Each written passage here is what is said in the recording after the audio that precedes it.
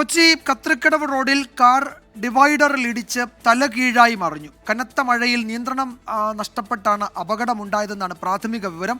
വാഹനത്തിലുണ്ടായിരുന്നവരെ ആശുപത്രിയിലേക്ക് മാറ്റിയിട്ടുണ്ട്. ഒരിക്കൽ കൂടി YS അഭിനന്ദ് കൊച്ചിയിൽ നിന്ന് ചേരുന്നുണ്ട് വിവരങ്ങളുമായി. അഭിനന്ദ്, എങ്ങനെയാണ് അപകടമുണ്ടായത്? ഇവരുടെ പരിക്ക് എത്രത്തോളം ഗുരുതരമാണ്?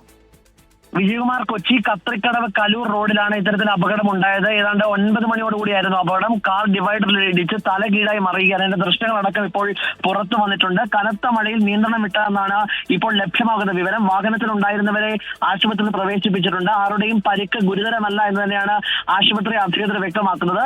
ഏതാനും മണിക്കൂറുകളായിട്ട് കൊച്ചി നഗരത്തിൽ ഇപ്പോൾ കനത്ത മഴ തുടരുകയാണ്. അതിന്റെ ഭാഗമായി ഉണ്ടായ ഒരു അപകടം എന്ന് തന്നെയാണ് പോലീസും വ്യക്തമാക്കുന്നത്. ഡിവൈഡർ ഇടിച്ച് തലകീഴായി മറിയുന്നതിന്റെ ദൃശ്യങ്ങളും ഇപ്പോൾ ലഭ്യമായിട്ടുണ്ട്. ആരുടെയും പരിക്ക് ഗുരുതരമല്ല എന്നാണ് ആശുപത്രി അധികൃതർ വ്യക്തമാക്കുകയും ചെയ്യുന്നത്. വിജയകുമാർ, അഭിനന്ദ്, എത്ര യാത്രക്കാരുണ്ടായിരുന്നു ഈ വാഹനത്തിൽ? കാണുമ്പോൾ നമുക്ക് ആശങ്കയുണ്ടാക്കുന്ന ഒരു അപകടമാണല്ലോ ദൃശ്യങ്ങളിൽ.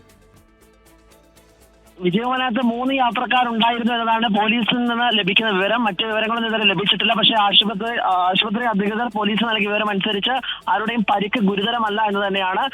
കത്രിക്കടവ് കലൂർ റോഡിൽ ഏതാണ്ട് 9 മണിയോടുകൂടിയായിരുന്നു ഈ സംഭവം ഉണ്ടായത്. വിജയകുമാർ, ഈ ദൃശ്യങ്ങൾ കത്രിക്കടവ് കലൂർ റോഡിലാണ്, കൊച്ചിയിൽ. അവിടെ നിയന്ത്രണം വിട്ട കാറ് ഡിവൈഡറിൽ ഇടിച്ച് തലകീഴായി മറിയുകയായിരുന്നു.